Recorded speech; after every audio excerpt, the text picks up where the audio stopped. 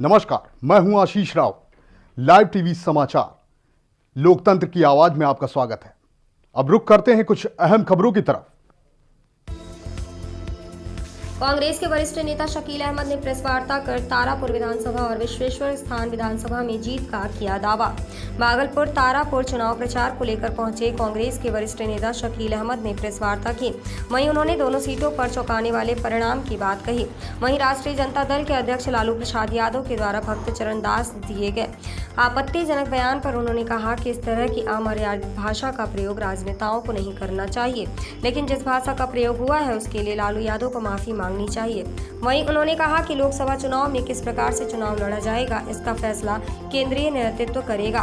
वहीं उन्होंने बिहार प्रभारी के द्वारा दिए गए बयान पर कहा कि उनके द्वारा दिए गए बयान पर अगर केंद्र से कोई असहमति नहीं होती है तो पार्टी अकेले भी चुनाव लड़ सकती है। लाइव टीवी समाचार के लिए भागलपुर से राजीव रंजन की रिपोर्ट। इस पत्रकार वार्ता में स्वागत है। मेरे साथ जिला कांग्रेस कमेटी के अध्यक्ष भक्त जमाल साहब जी हैं। बिहार स्तर के हमारे कांग्रेस के नेता कुशवाहा जी भी चुनाव के संदर्भ में वहां जाने के क्रम में यहाँ आया। सोचा आप लोगों से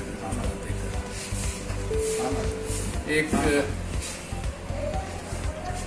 जो बात पिछले कुछ दिनों से जिसका तारापुर चुनाव से एक तरह से बहुत संपर्क नहीं है, मगर फिर भी राष्ट्रीय स्तर पर कुछ ऐसी बातें आ गई जिनका संज्ञान आवश्यक है।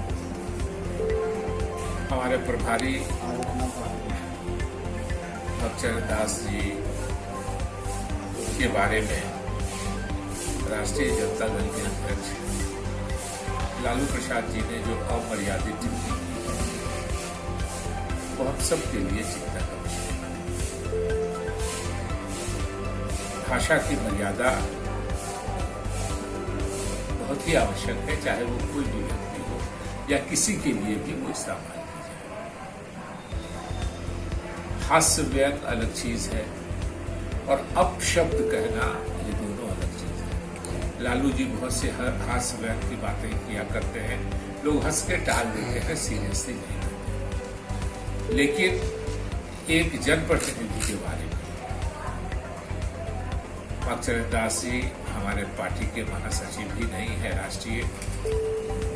भक्त चरण दास जी कई बार विधायक रहे, सांसद रहे, भारत सरकार में मंत्री रहे और उनके बारे में इस तरह की अमर्यादित बात ये अशोभनीय है। और वो भी कि समाज का जो कमजोर दलित समाज से वो आते हैं और वहां से उठ के उन्होंने अपनी ख्याति प्राप्त की, राष्ट्रीय स्तर पर अपनी पहचान बनाई। उनके बारे में इस तरह की बातें करना अशोभनीय है। तो मैं समझता हूं कि ऐसी बातें नहीं होनी चाहिए।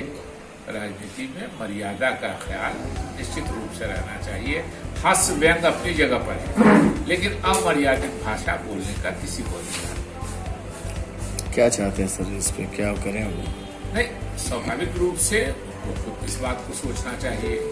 हमारी पार्टी को एक निर्णय लेना चाहिए कि क्या करना है भविष्य में, क्योंकि ये आखिरी चीज नहीं है, इसके बाद भी भविष्य में बहुत सी चीजें होंगी। तो चूंकि ये बड़ी बात हो गई है, असेंबली की एक सीट 2 सीट का उतना बड़ा मामला नहीं है, जितना बड़ा मामला ये है कि आप हमारे राष्ट्रीय पदाधिकारी को ऑप्शन करते हैं, ये कहते हैं। तो अब निश्चित रूप से इसमें राष्ट्रीय नेतृत्व जो है वो विचार करेगा कि आगे क्या करना चाहिए। प्रदेश नेतृत्व के यहाँ कुछ दिन पहले एक बयान आया था कि लोकसभा चुनाव अकेले लड़े। ये वो स्वतंत्र है वो आने के लिए, उसमें हम लोग को कोई आपत्ति नहीं है। उनका मामला है, वो जाने न्यायालय ने क्या आदेश दिया है, क्या नहीं दिया है, स्वास्थ्य उनका कैसा है, क्या है, ये वो जाने। इससे हम लोगों का कोई लेना देना नहीं है। हम अलग चुनाव लड़ रहे हैं, हर पार्टी के लोग आ रहे हैं अपने अपने, हम भी अपने पार्टी के उम्मीदवार के लिए की मदद में आए। पप्पू यादव का सपोर्ट मिला है, कितना लाभ मिलेगा उससे? देखिए, हमको जो सपोर्ट करेगा हम उसका स्वागत करेंगे। हमारे उम्मीदवार का जो भी सपोर्ट करेगा हम स्वागत करेंगे। हमारी तो लड़ाई ही राष्ट्रीय जनता दल से जो मतभेद का था, पिछले बार हम चुनाव लड़े थे और उसमें से 2 सीट खाली हुई। एक राष्ट्रीय जनता दल लड़ी थी तारापुर की सीट, वो भी हार गए थे। और शायद हमारे जो कुशेश्वर स्थान के उम्मीदवार थे वो कम वोटों से हारे थे तारापुर के उम्मीदवार से। वो 6,000 से हारे थे, ये 7,000 से। हाँ, लेकिन उसके बाद भी हम लोग चाहते थे कि कुशेश्वर स्थान की सीट जैसे हमारे कोटे में थी, अशोक राम जी जो भी हमारे कैंडिडेट लड़ रहे हैं उनके पिता, और उसके पहले बालेश्वर राम जी भारत सरकार में मंत्री थे, वही परिवार है। वो लोग कई बार वहां से चुनाव लड़ चुके हैं, जीत चुके हैं। कुछ पार्ट था कुशेश्वर स्थान का, कुछ दूसरा था। तो कांग्रेस चाहती थी, हम चाहते थे कि कुशेश्वर स्थान हमको मिले, और जो पुरानी सीट तारापुर की थी वो उनको मिले, लेकिन उन्होंने बाध्य किया। तो इसलिए हम लोगों को दोनों जगह लड़ रहे हैं। और अच्छा, हमको रिपोर्ट तारापुर की बहुत अच्छी आ रही है। हमारे उम्मीदवार बहुत मुस्तैदी से चुनाव लड़ रहे हैं, सारे लोग उनके साथ हैं। हम उम्मीद करते हैं कि चौंकाने वाला परिणाम बिहार में होगा, दोनों जगहों पे, तारापुर में भी और कुशेश्वर स्थान। आने वाले दिनों फिलहाल बुलेटिन में सिर्फ इतना ही। फिर मिलेंगे कुछ खास खबरों के साथ। तब तक के लिए नमस्कार।